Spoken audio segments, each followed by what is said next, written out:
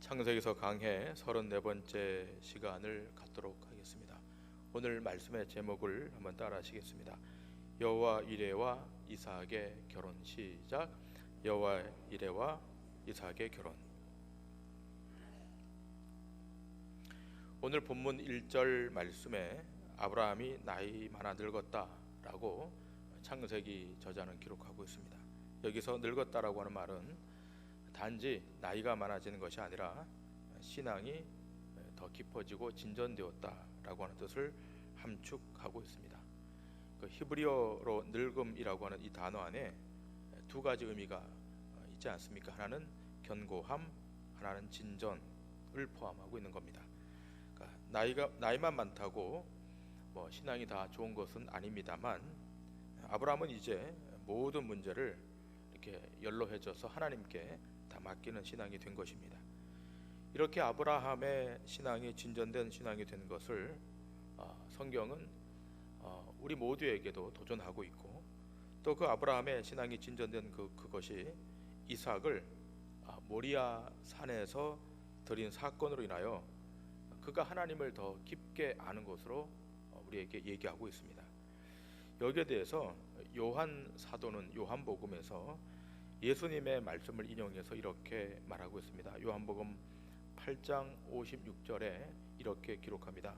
너희 조상 아브라함은 나의 때 볼 것을 즐거워하다가 보고 기뻐하였느니라.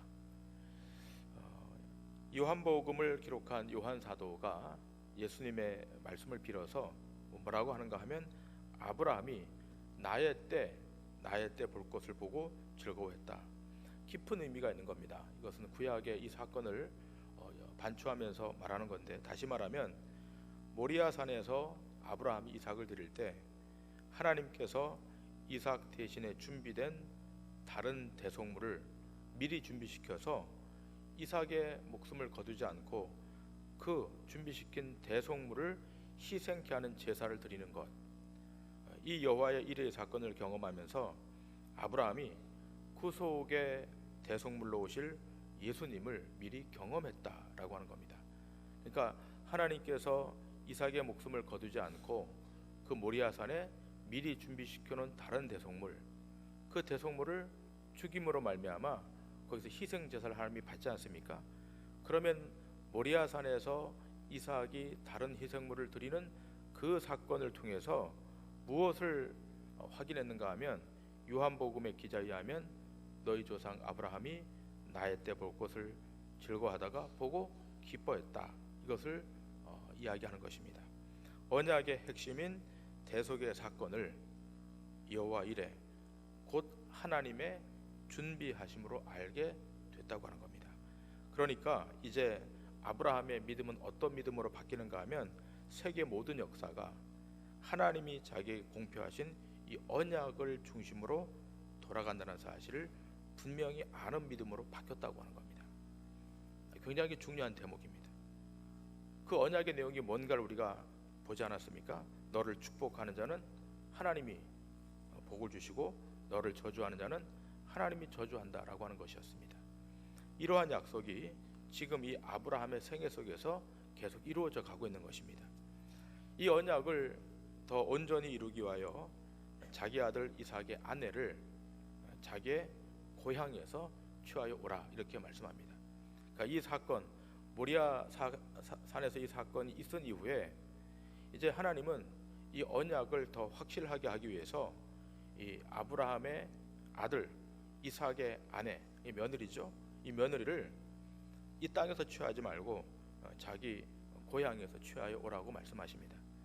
이제 아브라함의 아내 사라는 죽었고, 또 아브라함도 나이가 많아 늙었기 때문에 하나님은 이 하나님의 언약의 중간에서 중단되지 않고 이것이 계속 연속되기 위하여 하나님이 계속 준비시키는 겁니다. 여러분 기억할 것은, 언약을 받은 사람은 죽어도 하나님의 언약은 계속 진행된다는 것입니다. 어떻게 계속되는가 하면 아브라함, 그 다음 이삭, 그 다음 야곱으로 계속 진행되는 것입니다. 아브라함이 믿음의 조상이 된 것은 아브라함이 원래부터 믿음이 있어서가 아니라 하나님이 선택하시고 부르시고 그 믿음의 훈련을 통해서 믿음의 사람으로 하나님이 만드신 것입니다. 그것처럼 이제 언약 안으로 들어오는 자들도 아브라함과 같은 이 과정을 거치게 된다는 겁니다. 그러므로 이삭의 아내를 가나안의 현지인으로 택하는 것이 아니라 자기의 고향에서 데려오라고 하는 것입니다. 우리는 이 사건을 믿는 자는 믿는 자끼리 결혼해야 된다, 이런 식으로 보아서는 조금 곤란할 것 같습니다. 물론 예수 믿는 사람이 세상의 그 어떠한 조건보다 믿음을 보아야 당연합니다만, 그러나 이때는 아직 아브라함의 고향 사람들이 여호와 하나님의 신앙을 가지고 있다고 볼 수는 없기 때문입니다. 그럼에도 불구하고 아브라함의 고향에서 자기 아들의 아내를 데려오라고 하는 것은, 약속의 민족은 아브라함 자신이 겪은 과정을 반복하고 답습시킴으로 자신이 하나님께 받은 약속에 포함될 수 있다고 보기 때문인 겁니다. 하나님이 자신을 불러내신 것처럼 이제 자신이 하나님의 언약을 받을 자격으로 그들을 불러내어서 하나님의 언약에 참여시키는 거예요. 아브라함만 이 언약 안에 참여시키는 것이 아니라 그 다음 이삭에게도 또 그 아내 리브가도 다 언약에 참여시키기 위해서 하나님이 이 과정을 거치게 하는 겁니다. 이것을 통해서 믿음이 뭔가를 하나님이 알도록 만드시는 겁니다. 이제 아브라함이 자기의 종들 중에서 자기의 모든 소유를 맡은 늙은 종에게 자기 아들 이삭의 아내 될 사람을 자기의 고향에 가서 데리고 올 것을 명령합니다. 그리고 명령할 때 맹세까지 시킵니다. 오늘 본문에 이 종의 이름은 나오지 않습니다만, 이 종이 옛날에 아브라함이 자기의 아들이 없어서 자기 집에서 길리운 엘리메섹이 자기의 상속자가 되면 좋겠다라고 했던 그 사람이 아닌가 싶습니다. 어찌됐든 이 종을 아브라함이 보내면서 하는 중요한 이야기가 오늘 이 본문 7절에 기록되어 있습니다. 오늘 이 7절 말씀 다 같이 한번 읽겠습니다. 시작. 하늘의 하나님 여호와께서 나를 내 아버지의 집과 내 고향 땅에서 떠나게 하시고 내게 말씀하시며 내게 맹세하여 이르시기를 이 땅을 내 씨에게 주리라 하셨으니 그가 그 사자를 너보다 앞서 보낼지라 네가 거기서 내 아들을 위하여 아내를 택할지니라. 아멘. 하나님의 언약을 지금까지 이루어 오신 그 하나님이 너희 앞서서 하나님의 사자를 보내어 준비시킬 것이라 라고 하는 거예요. 그러니까 하나님이 너가 가는 그 걸음보다 따라가는 것이 아니라 네가 가는 걸음 그 앞서서 하나님은 준비하고 기다리셨다가 그 일을 이루실 것이다 라고 말하고 있습니다. 이것이 믿음의 여정입니다. 여러분, 이러한 믿음의 여정을 통해 하나님이 아브라함을 어떻게 만들어내신가 우리는 확인하게 되는 거예요. 세상 그 무엇이 방해한다 할지라도 하나님이 다 미리 준비하고 계시기 때문에 하나님의 말씀과 언약은 다 이루어지는 것입니다. 그러니 하나님께서 자기의 언약을 이루어내시기 위하여 하나님의 사자를 아브라함의 종보다 앞서서 보내신다. 이걸 아브라함이 믿었기 때문에 아브라함이 그 종을 보내는 거예요. 그 종이 간다 할지라도 그 종이 이 문제를 해결하는 것이 아니라 거기 준비시켜 놓은 하나님의 사자가 그 일을 이루실 것이다. 이걸 아브라함이 믿고 있었던 거예요. 그러므로 아브라함의 아들 이삭을 결혼을 준비시키는 것은 단지 자기의 혈통을 유지하는 차원이 아닌 거예요. 자기의 혈통으로 되지 않음을 알게 하기 위하여 아브라함은 할례를 받게 하시고 사라는 경수가 끊어진 뒤에 이삭을 주심으로 이삭이 언약을 이어갈 자라는 것이지 자기 혈통을 위한 것이 아님을 알게 하는 겁니다. 이삭이 어떻게 출생했습니까? 사라의 경수가 끊어졌음에도 불구하고 출생했다고 하는 거예요. 불가능성에 출생했다고 하는 것은 그것은 하나님의 언약을 하나님 스스로 이루어 가겠다고 하는 하나님의 의지가 반영된 겁니다. 그러므로 이삭의 결혼이란, 자 오늘 이삭의 결혼이잖아요. 이삭의 결혼이란 주님의 언약을 이루기 위한 전쟁인 겁니다. 우리가 단순히 결혼이라고 했을 때 이 결혼은 두 선남 선녀가 좋은 사람을 만나 가정을 이룬다라고 하는 차원을 넘어서는 거예요. 신자의 결혼이라고 하는 것은. 이번 주 토요일 날 중재가 결혼하지만 또 다른 사람들도 결혼을 하겠지만 신자의 결혼이라고 하는 것, 이 이삭의 결혼이라고 하는 것은 신앙적 차원에서 보자면 하나님의 언약을 이루시기 위한 차원. 근데 그 차원에 무엇이 포함되어 있는가 하면 갈등과 전쟁이 포함되어 있다고 하는 거예요. 결혼이 왜 그런가 하면 창세기 3장 15절의 말씀을 성취하기 위한 과정이기 때문에 그런 겁니다. 창세기 3장 15절에 이 말씀이 기록되어 있지 않습니까? 여러분 이 말씀 다 아는 말씀이고 제가 창세기 3장을 강의할 때 이미 말씀드렸던 말씀인데 이 전쟁에서 승리하기 위한 것이기 때문에 그런 겁니다. 다 같이 이 말씀을 읽도록 하겠습니다. 시작. 내가 너로 여자와 원수가 되게 하고 내 후손도 여자의 후손과 원수가 되게 하리니 여자의 후손은 네 머리를 상하게 할 것이요 너는 그의 발꿈치를 상하게 할 것이니라 하시고. 자, 여기 여인의 후손이 내 머리를 상하게 한다는 이 말씀은 이 여인의 후손이라고 하는 것은 범죄한 아담의 혈통으로는 안 된다는 것을 말씀해 주는 거예요. 아담의 원죄로 인한 그 계보로는 하나님의 구속의 역사를 이끌어갈 수 없다는 거예요. 그래서 하나님은 한 사람을 다시 선택하는 겁니다. 다른 한 사람 갈대아 우르에서 아브라함을 선택하여 그로 할례를 받게 하시고 대적의 문을 여심으로 그 일을 시작하시는 거예요.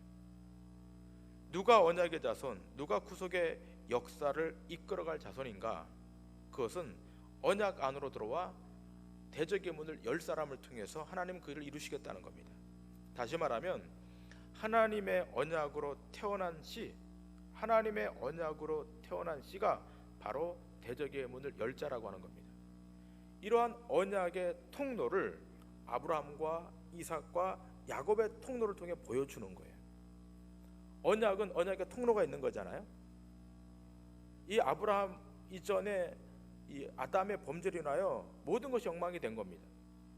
그러나 엉망이 됐다고 하나님이 가만히 있을 수 없으니까 하나님의 이 언약이 실행되어야 되는데 누구를 통해서 시작하는가 하면 아브라함을 불러내심으로, 그 다음 이삭을 불러내심으로, 야곱을 불러내심으로 그것을 통로로 삼아 이 언약을 이루어 내시는 겁니다.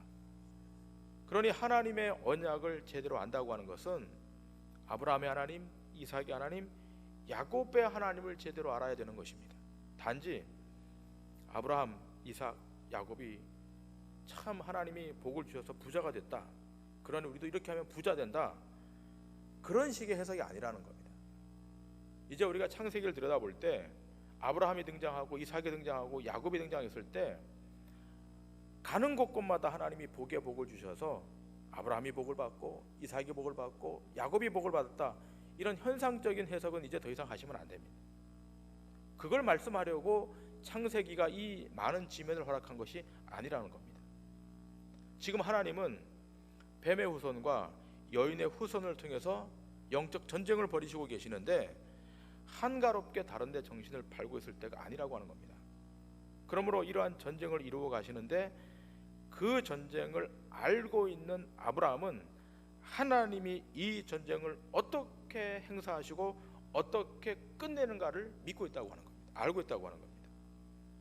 그 내용이 바로 여호와께서 앞서 일하신다, 곧 하나님, 그 하나님은 여호와 일의 하나님, 미리 준비하시고 대응하시는 하나님이라는 사실을 말년에 와서 깨닫는 거예요. 자기가 한 줄 알았더니 돌아보니까 다 하나님이 앞서서 행하여 놓으셨다라고 하는 거예요. 이 사실을 지금 누구에게 알려주는가 하면 이삭과 결혼하는, 이삭의 결혼을 통해서 이삭에게, 리브가에게 이 사실을 알려주는 거예요. 이것이 창세기 24장의 핵심이고 성경 전체의 흐름인 겁니다. 여러분이 한 것 같지만 여러분이 한 게 사실 아니에요. 돌아보면 다 하나님이 앞서 행하여 놓으신 결과를 여러분이 믿음으로 바라본 것뿐인 거예요. 여러분, 오늘 본문 1절부터 27절까지, 너무 본문이 오늘 길어서 1절부터 9절 잘랐잖아요. 그런데 1절부터 27절까지 굉장히 긴 본문인데 이 긴 본문에 이삭의 아내들 리브가가 어떤 여인인가를 길게 설명을 해요. 그런데 이 본문이 여기서 그치지 않고 그 다음 또 서술에 들어가죠. 그 27절 이후에 아브라함의 종이 아브라함의 명령을 받고 어떻게 인도되어 왔으며 리브가를 만날 때 어떻게 기도했고, 이런 자세한 내용을 또다시 이렇게 길게 설명을 하고 있어요. 뭘 지금 창세기 기자가 말해주려고 하는가 하면, 이것을 통해서 하나님이 앞서 일하심이 어떤 것인가를 우리에게 보여주는 거예요. 아브라함의 종이 드디어 먼 길을 떠나 여행을 갑니다. 그리고 아브라함의 고향에 도착을 합니다. 그리고서 기도하죠. 그 기도의 내용이 11절 이하에 기록되어 있어요. 11절부터 14절 이 기도문을 우리가 지금 여기 보고 있는 이 개정개혁 성경은 조금 이렇게 서술이 조금 잘 안 맞는 부분이 있어서 세번역 성경으로 제가 올렸는데, 자, 이 세번역 성경의 12절부터 14절까지 말씀을 제가 읽도록 하겠습니다. 그는 기도하였다. 주님, 나의 주인 아브라함을 보살펴 주신 하나님, 오늘 일이 잘 되게 하여 주옵소서. 나의 주인 아브라함에게 은총을 베풀어 주십시오. 제가 여기 우물 곁에 서 있다가 마을 사람들의 딸들이 물을 기르러 나오면 제가 그 가운데서 한 소녀에게 물동이를 기울여서 물을 한 모금 마실 수 있게 하여 달라 하겠습니다. 그때 그 소녀가 드십시오, 낙타에게도 제가 물을 주겠습니다 라고 말하면 그가 바로 주님께서 주님의 종 이삭의 아내로 정하신 여인인 줄로 알겠습니다. 이것으로써 주님께서 저희 주인에게 은총을 베푸신 줄을 알겠습니다. 이게 지금 파송받은 아브라함의 종이 여기서 아브라함의 고향 땅에서 기도하는 기도의 내용이에요. 그런데 이렇게 기도가 끝나기도 전에 한 처녀가 나타나지 않습니까? 본문 15절과 16절에 세번역 성경은 이렇게 기록하고 있습니다. 기도를 미처 마치기도 전에 리브가가 물동이를 어깨에 메고 나왔다. 그의 아버지는 부두엘이고 할머니는 밀가이다. 밀가는 아브라함의 동생 나홀의 아내로서 아브라함에게는 제수벌이 되는 사람이다. 그 소녀는 매우 아리답고 지금까지 어떤 남자도 가까이 하지 아니한 처녀였다. 그가 바로 리브가예요. 기도한 대로 물을 줄 뿐만 아니라 낙타에게도 물을 길어주죠. 그러자 이 종이 어떻게 합니까? 오늘 본문 26절 27절 말씀 이렇게 기록되어 있는데 다 같이 읽겠습니다. 시작. 이에 그 사람이 머리를 숙여 여호와께 경배하고 이르되 나의 주인 아브라함의 하나님 여호와를 찬송하나이다. 나의 주인에게 주의 사랑과 성실을 그치지 아니하셨사오며 여호와께서 길에서 나를 인도하사 내 주인의 동생 집에 이르게 하셨나이다 하니라. 하나님께 경배하고 자기의 주인 아브라함에게 하나님이 인자와 성실을 끊지 아니함에 대해서 감사하고 있습니다. 하나님의 언약, 이 하나님의 언약을 아브라함에게 주시지만 그 언약을 하나님의 인자와 성실로 이루어 가시는 것을 보고 이 종이 하나님 앞에 이렇게 감사의 고백을 하는 거예요. 이 사실을 통해서 이 아브라함의 종도 무엇을 확인하는가 하면 하나님이 이 언약을 어떻게 끌고 가느냐, 인자와 성실로 이 언약을 끌고 간다는 사실을 아브라함의 종도 목도한 거예요. 이게 중요한 겁니다. 하나님의 언약, 하나님의 약속은 우리의 의지로 끌어져 가는 것이 아니라 하나님 스스로 인자라고 하는 은혜지 않습니까? 은혜를 베푸시고 하나님의 성실을 담보함으로 그래서 끌고 가시는 거예요. 이것을 아브라함의 종이 확인하고 하나님 앞에 감사의 기도를 드리고 있는 겁니다. 이러한 내용이 계속되는 것이 48절까지 기록되어 있는 겁니다. 하나님이 어떻게 인도하시고 어떻게 일하셨는지를 증거하고 그러고 난 다음에 49절에서 당신들이 이제 어떻게 하겠습니까? 라고 묻죠. 뭐 가족이 반대할 수도 있고 뭐 리브가가 반대할 수도 있지만 그럼 하나님이 먼저 거기 사자를 보내셨잖아요. 그러니 앞서 일하시는 그 하나님의 역사로 하나님 일은 하나도 거침없이 다 이루어지고 있는 것입니다. 그 가족들도 허락을 하고 리브가도 허락을 해서 드디어 결혼이 시작되는 겁니다. 이러한 고백이 50절에 기록되어 있습니다. 50절 말씀. 라반과 부두엘이 대답하여 이르되 이 일이 여호와께로 말미암았으니 우리는 가부를 말할 수 없느라. 이 모든 일이 하나님께로 말미암았기 때문에 그분으로부터 출발되었고 그분으로 지금 진행되고 있고 그분으로 끝이 날 것이니까 우리는 더 이상 말할 수 없다. 하나님의 말씀대로 하자. 이렇게 하니까 종이 또다시 하나님 앞에 경배하지 않습니까? 그러면서 리브가를 보내는데 뭐라고 보내는 겁니까? 60절에 이렇게 기록되어 있습니다. 자, 이 중요한 말씀입니다. 다 같이 읽겠습니다. 시작. 리브가에게 축복하여 이르되 우리 누이여 너는 천만인의 어머니가 되었지어다. 내 씨로 그 원수의 성문을 얻게 할지어다. 굉장히 중요한 이야기를 합니다. 우리 누이여 당신은 천만인의 어미가 될 것이다. 내 씨로 그 원수의 성문을 얻게 할 것이다.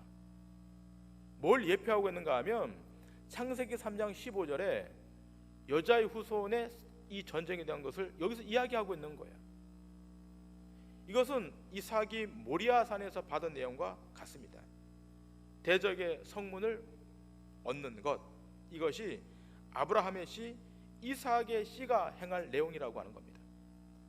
그러니까 창세기서에는 굉장히 중요한 구속의 역사를 이루어가는데 굉장히 중요한 영적 전쟁을 그 안에 내포하고 있는 겁니다. 이러한 원수를 무찌르는 내용을 성경은 여호와의 영적 전쟁이라고 말합니다. 이러한 전쟁이 족장들에게서 좀 더 확대되어 나타나는 것이 국가 이스라엘로서 전쟁을 수행하는 거예요. 그 다음부터. 때문에 이스라엘의 가나안 정복 전쟁은 하나님이 아브라함에게 하신 약속을 이루기 위한 차원의 전쟁인 겁니다. 이스라엘 자체의 힘과 능력과는 무관한 거예요. 만약 자신들의 힘과 능력으로 가나안을 정복할 수 있다고 생각하는 순간 하나님의 언약은 무시되는 겁니다. 여러분, 그 대표적인 예가 여리고성과 아이성의 전쟁 아니겠습니까? 여리고성은 전적으로 하나님의 능력을 의지해서 그 성을 정복하지만 아이성에는 이스라엘 백성들의 힘을 의지했다가 그 손바닥만한 성에서 대패하지 않습니까? 출애굽할 때도 역시 하나님은 전쟁을 하시는데 어떤 식으로 하시는가 하면 이삭의 아내를 구하시기 위하여 종이 먼저 가는 것이 아니라 여호와의 사자가 먼저 가요. 그렇게 하는 것처럼 이스라엘 국가가 출애굽해서 가나안을 정복할 때도 역시 하나님께서 먼저 사자를 보내시는 것으로서 그 일을 시작합니다. 이 구절이 구약에 많지만 몇 구절만 보도록 하겠습니다. 출애굽기 3장 2절에 이렇게 출애굽의 역사가 시작되죠. 여호와의 사자가 떨기나무 가운데로부터 나오는 불꽃 안에서 그에게 나타나시니라. 그가 보니 떨기나무에 불이 붙었으나 그 떨기나무가 사라지지 아니하는지라. 하나님의 사자를 모세를 콜링하기 전에 먼저 보내셔서 이 일을 시작하시는 거죠. 출애굽기 23장 23절에 이렇게 말합니다. 내 사자가 네 앞서가서 너를 아모리 사람과 헷 사람과 브리스 사람과 가나안 사람과 히위 사람과 여부수 사람에게로 인도하고 나는 그들을 끊으리니. 걱정하지 말라고 하는 겁니다. 너 앞에 내 사자를 보내서 그들 다 끊어버리겠다고 하는 겁니다. 그러고 난 다음에 이렇게 하나님이 역사하시는 그 하나님을 믿지 못하고 40년 동안 광야에서 믿지 못한 자들이 죽지 않습니까? 이렇게 죽고 난 이후 40년이 지나요. 그러고 난 다음에 그 후세들이 신명기 사가를 통해서 이렇게 말씀하죠. 신명기 1장 29절부터 33절에 이렇게 기록되어 있습니다. 내가 너에게 말하기를 그들을 무서워하지 말라, 두려워하지 말라. 너희보다 먼저 가시는 너희의 하나님 여호와께서 애굽에서 너희를 위하여 너희 목전에서 모든 일을 행하신 것 같이 이제도 너희를 위하여 싸우실 것이며 광야에서도 너희가 당하였거니와 사람이 자기 아들을 안는 것 같이 너희 하나님 여호와께서 너희가 걸어온 길에서 너희를 안으사 이곳까지 이르게 하셨느니라 하나 이 일에 너희가 너희의 하나님 여호와를 믿지 아니하였도다. 그는 너희보다 먼저 그 길을 가시며 장막 칠 곳을 찾으시고 밤에는 불로 낮에는 구름으로 너희가 갈 길을 지시하신 자이시니라. 어떻게 하신다고요? 너희보다 먼저 그 길을 가셔서 장막 칠 곳을 찾으시고 밤에는 불로 낮에는 구름으로 너희가 갈 길을 지시하신 하나님이시다. 하나님이 앞서 가셔서 적들을 물리칠 것이니까 두려워하지 말고 가라 라고 하는데도 이들이 못 가는 거예요. 하나님이 앞서 행하심으로 애굽에서처럼 하신다고 했지만 그들이 가나안 땅 앞에서 들어가지 못하고 믿지 못하고 거기 주저앉는 거예요.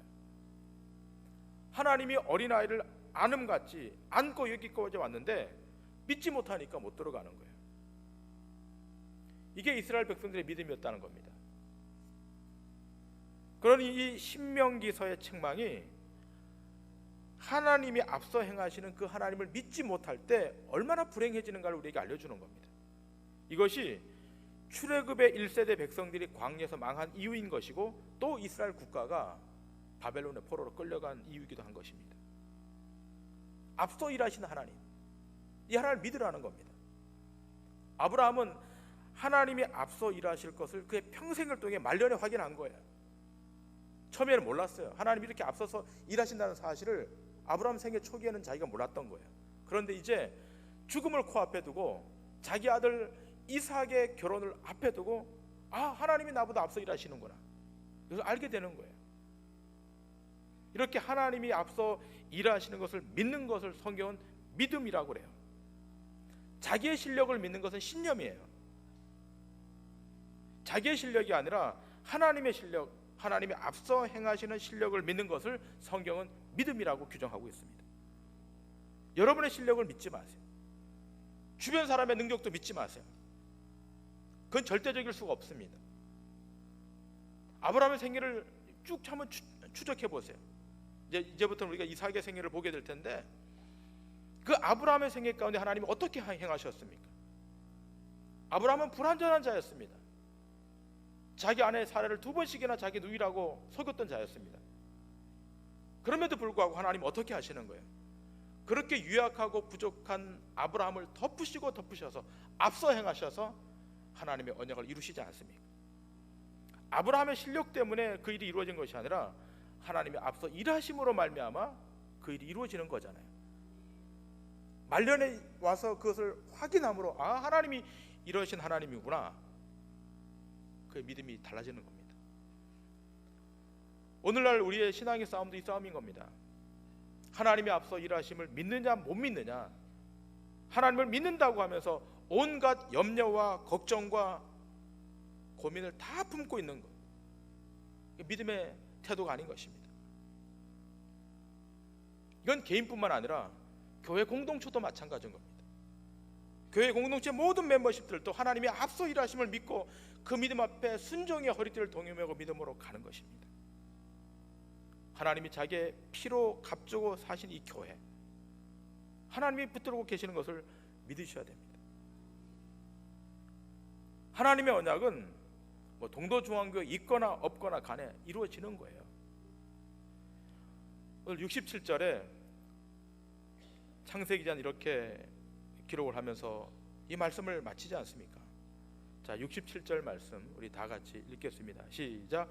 이삭이 리브가를 인도하여 그의 어머니 사라의 장막으로 들이고 그를 맞이하여 아내로 삼고 사랑하였으니 이삭이 그의 어머니를 장례한 후에 위로를 얻었더라. 마치 아브라함의 아내 사라가 죽은 장막에 리브가를 대신 채워 넣듯이 하나님의 언약을 받은 사람은 죽어도 그 언약 안에 포함시켜 채워 넣는 겁니다. 여러분과 저에게 약속된 이 언약은 절대로 변개함이 없다는 사실을 기억하셔야 됩니다. 하나님은 자신의 능력과 실력을 동원해서 미리 여러분 앞서 준비하시는 여호와의 이레의 하나님으로 이 역사를 움직여 가시고 세상도 통치하시고 우리의 삶도 관여하시는 것입니다. 그 역사하심과 경영하심 앞에 날마다 순종으로 허리를 동이시고 믿음으로 그 정상까지 오르시는 축복이 있기를 주님의 이름으로 간절히 축원합니다. 기도하시겠습니다.